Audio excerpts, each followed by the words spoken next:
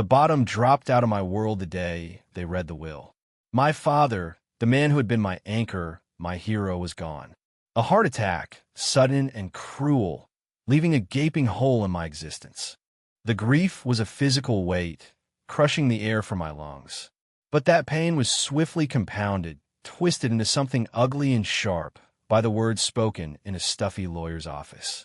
I sat there, numb and raw, across from Kelly, my stepmother of 15 years, and her two sons, Mark and Stephen.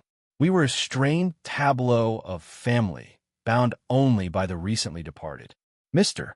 Henderson, my father's longtime attorney, cleared his throat, adjusted his spectacles, and began to read. He spoke of assets, properties, investments, a lifetime of hard work detailed in cold legal terms. Then he got to the bequests. Properties, significant sums of money, shares in his company, all meticulously distributed. To Kelly, his loving wife. To Mark. To Stephen. To various charities. My name was conspicuously, painfully absent. My breath hitched. I leaned forward. Surely I had misheard. Mr. Henderson paused, looking over his glasses at me with a mixture of pity and professional distance. That is the entirety of the will, Mr. David. My name is David, and at that moment, I was nothing. Disinherited. Erased. Shock warred with a burning, disbelieving rage. My father, John, he wouldn't do this. He couldn't. We were close. Not just father and son, but friends. We talked about everything. He knew my hopes, my plans. He knew how much I loved him. The man I knew would never leave me with nothing. While showering his second wife and her sons, two men who had barely tolerated my existence, with his legacy. It made no sense. Kelly across from me, dabbed delicately at her eyes with a lace handkerchief, a picture of mournful composure.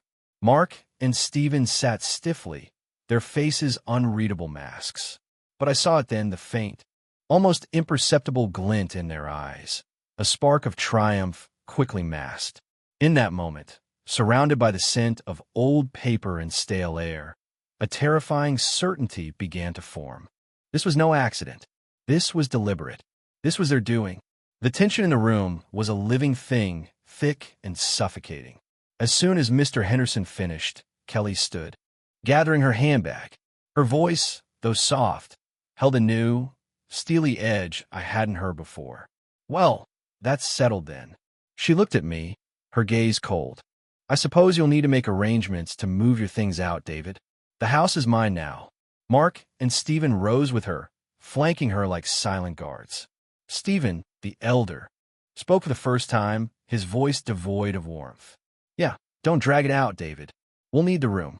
Plenty of affordable apartments these days. The audacity, the cruelty. My grief was momentarily eclipsed by a surge of white-hot fury. Move out. I stood up, my chair scraping loudly against the floor. This is my father's house. My home. Kelly's composed facade cracked. Her eyes narrowed, the fake tears forgotten. It's my house now, legally. And frankly, your father and I agreed. It's time you stood on your own 2 feet. You're not a child anymore. Stood on my own 2 feet. I scoffed, the sound choked with pain. After you've manipulated him into cutting me out completely? After you've stolen my inheritance? The accusation hung heavy in the air. Stolen. Mark stepped forward, his fists clenched. How dare you? Our mother would never. Oh, she would. I spat, looking directly at Kelly. I don't know how you did it, what lies you told him, what pressure you put on him, but I know my father. He would never disinherit me unless he was somehow convinced that I didn't deserve it. And that conviction, I finished, my voice trembling with emotion, could only have come from you. The argument exploded then, raw and ugly. Kelly shrieked denials, calling me ungrateful, disrespectful, delusional. Mark and Stephen advanced, physically trying to intimidate me, telling me I had no right to question their mother, that I was lucky my father hadn't kicked me out years ago. The veneer of civility was gone, revealing the viciousness that had festered beneath the surface for years. Get out, Kelly screamed, pointing a trembling finger at me. Get your things and get out of my house. You have nothing here anymore. They tried to physically usher me towards the door, their hands grabbing at my arm.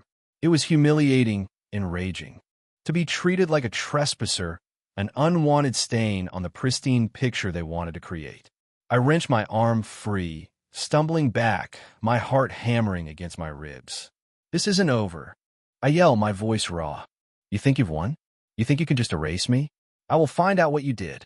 I stormed out of that office, leaving their triumphant, sneering faces behind. The city outside seemed alien, hostile. The world I had known was gone, replaced by a chilling reality of betrayal and greed.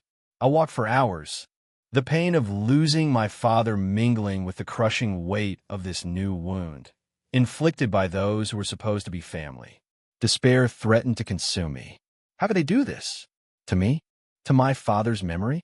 The unfairness of it all was a physical ache. I felt adrift, alone, the future a terrifying, empty void. But then I thought of her. Sarah, my girlfriend, the one constant in the chaos. I called her, my voice broken, and she listened patiently, her quiet strength a lifeline. She came to me, held me while I cried, and didn't try to offer empty platitudes. I believe you, David, she said simply, her eyes filled with unwavering support. Your father loved you. There has to be more to this. We'll figure it out together. Her faith in me, her refusal to let me succumb to despair, reignited a spark of defiance. I couldn't let them win. I couldn't let Kelly, Mark, and Stephen get away with this. Not just for the money, but for my father's legacy, for his memory, and for the principle of it all. They had tried to bury me, but I would rise. I thought back to Mr. Henderson, my father's lawyer. He had seemed genuinely surprised by the will, perhaps even troubled. My father trusted him implicitly. Maybe there was something Mr. Henderson knew, something he couldn't reveal in that room, but could hint at. I called his office the next morning, my voice firm with a newfound resolve. I explained my suspicions, the utter disbelief that my father would disinherit me, the coldness of Kelly and her sons. Mr. Henderson listened carefully. When I finished, there was a long pause. David, he finally said, his voice low and measured. Your father was a very shrewd man, and he was not without his concerns regarding certain individuals. My heart leaped. Concerns? About Kelly? About Mark and Stephen? He didn't directly confirm, but his tone spoke volumes. Let's just say your father was always one step ahead. He often spoke in metaphors, in riddles. He paused again, then continued, his voice dropping even lower. Before he passed, he made a point of telling me something that seemed trivial at the time, a simple statement about keeping things where they truly belong, safe from prying eyes. He emphasized the last phrase, safe from prying eyes. He said he hoped you would understand if the time ever came. Safe from prying eyes. A riddle, a clue. My mind raced, grasping at possibilities. Where would my father keep something truly important, truly safe? Not in a bank vault. Kelly would have access. Not in his study at home. That would be the first place they'd look. Where did things truly belong? Then it hit me. Not a location, but a sentiment. A place tied to what truly belonged to him, to us, away from the greed that had invaded our lives. His old workshop, the dusty, cluttered space behind the garage where he spent hours tinkering, building, thinking. It was his sanctuary, a place Kelly and her sons never ventured into. It was where his true belongings, his tools, his projects resided. It was the place where things truly belong. But how to access it? They wouldn't let me near the house. I needed help. I thought of Vivian, my friend since college, now a sharp, successful attorney. I had helped him through a rough patch years ago. He owed me one. I called Vivian and laid out the entire story. The will, Kelly's cruelty, Mr. Henderson's cryptic hint. Vivian listened, his initial shock turning into a quiet determination. That's low, David. Even for them. Don't worry, I'm in. Safe from prying eyes. Huh? Let's figure this out. Vivian's legal mind and resourcefulness were exactly what I needed. While he started digging into the legal aspects of the will, looking for any irregularities, any last-minute changes, anything that seemed off, I focused on the hint. We brainstormed possibilities for where things truly belong. The workshop was the strongest lead. Getting access was the problem. We couldn't just break in. Vivian suggested a different approach. Leveraging his legal standing, he sent a formal letter to Kelly's lawyer, citing a need to retrieve certain personal items of sentimental value to me from the workshop, objects that belonged specifically to me and my father's shared past, not part of the estate. He framed it as a simple request to avoid future disputes over personal property. Kelly, overconfident and likely believing I was just trying to salvage sentimental trinkets, agreed, but with conditions. I had to be accompanied by Mark or Stephen, and I had a limited time. The day arrived. I stood outside the workshop, the familiar scent of sawdust and motor oil reaching me. My heart a mixture of dread and anticipation. Mark stood beside me, arms crossed, a smirk on his face. He thought this was just a final humiliation, watching me pick through the scraps. Inside, the workshop was exactly as Dad had left it. Tools neatly arranged, unfinished projects on the workbench. It felt like he was just around the corner, safe from prying eyes. Where? Not in plain sight, not in the obvious drawers. My eyes scanned the room, searching for anything unusual, anything that might serve as a hiding place. Then I saw it, a loose floorboard near the back wall, partially hidden by a stack of old lumber. Dad always kept that area clear. It felt wrong. My heart pounded. This was it. Mark was distracted, leaning against a workbench, scrolling on his phone, bored. Now was my chance. Casually, I moved towards the lumber, pretending to examine a piece of wood. With a quick glance at Mark, I knelt down and, using a nearby crowbar, I noticed, carefully pried up the loose board. Beneath it, wrapped in a thick, waterproof plastic bag, was a metal box. My hands trembled as I pulled it out. This had to be it. I quickly tucked it into the backpack I had brought, covering the floorboard as best I could. "Find what you were looking for?" Mark asked, finally looking up, his smirk back in place. "Maybe," I replied, keeping my expression neutral. "Just memories." I left the workshop, the heavy box in my backpack a secret burden, a potential key to unlocking the truth. We drove straight to Vivian's office. With Vivian present, I opened the box. Inside, on top, were some old photographs of my father and me, a few cherished mementos. Beneath them lay a thick envelope. My name was written on it in my father's familiar handwriting. Inside was a document, the last will and testament of John David. Vivian read aloud, his voice filled with awe, dated just 2 months before his death, signed by my father, and beneath the signature, a clear, undeniable fingerprint impression. This wasn't just a signed will. It was a fingerprinted will, a clear, deliberate measure by my father to authenticate it beyond any doubt, anticipating a challenge. The contents of this were drastically different from the one read in Mr. Henderson's office. This one left the vast majority of my father's estate, the house, the significant investments, the controlling shares in his company. To me, Kelly was left a comfortable but not exorbitant annuity. Mark and Stephen received smaller, specific bequests, and substantial amounts were left to charities that my father had long supported. It was a will that reflected the man I knew, the man who loved his son. But discovering the true will was only the first step. We now had to prove that the will Kelly presented was fraudulent and that she had deliberately hidden or destroyed this one. Vivian, a shark in the courtroom, saw the path forward. This wasn't just a probate dispute. This was a criminal case. Vivian immediately initiated legal proceedings, presenting the newly discovered will and requesting an investigation into the validity of the one previously submitted. He also contacted the police, providing them with the authenticated will and outlining our suspicions of fraud, undue influence, and destruction of legal documents. The investigation was swift. The fingerprint on the hidden will was undeniable proof of its authenticity and timing. Forensic analysis of the will presented by Kelly found inconsistencies and evidence suggesting it was either an older version that had been manipulated or a completely fabricated document. Questioning of Mr. Henderson confirmed my father's prior concerns about Kelly's financial motivations and his cryptic hint about the true belongings. faced with the overwhelming evidence.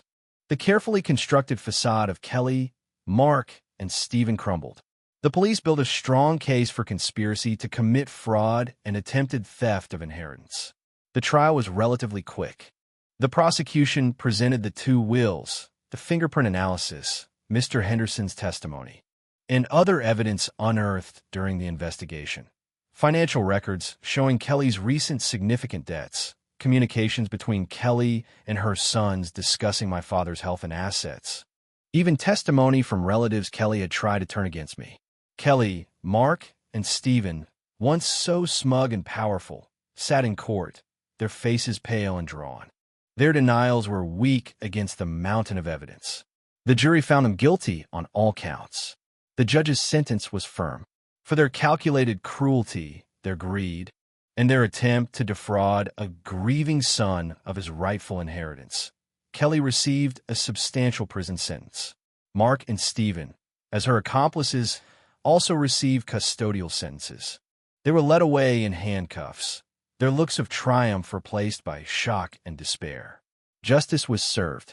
The trauma lingered, the pain of their betrayal a scar I would always carry. But I had fought back. I had honored my father's foresight and protected his legacy. The terms of the true will were executed. I inherited the house, my childhood home, now cleansed of their toxic presence.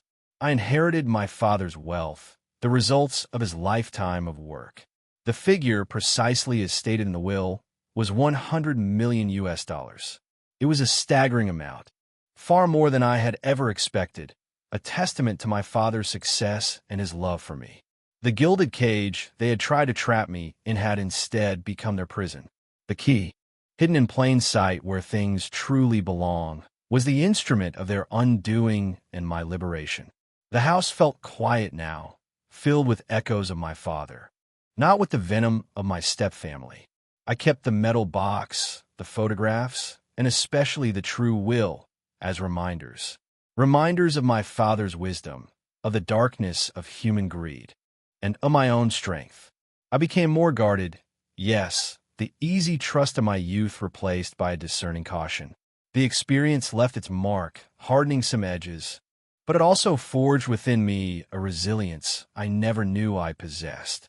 I had lost a father, but gained a profound understanding of both the worst and best of human nature. The money changed things, of course, offering opportunities one had never dreamed of.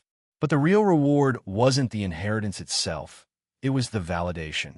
It was knowing my father had trusted me, had believed in me enough to leave me the key to uncovering the truth. It was the satisfaction of seeing justice served, of reclaiming what was rightfully mine from those who sought to steal it through deceit and cruelty.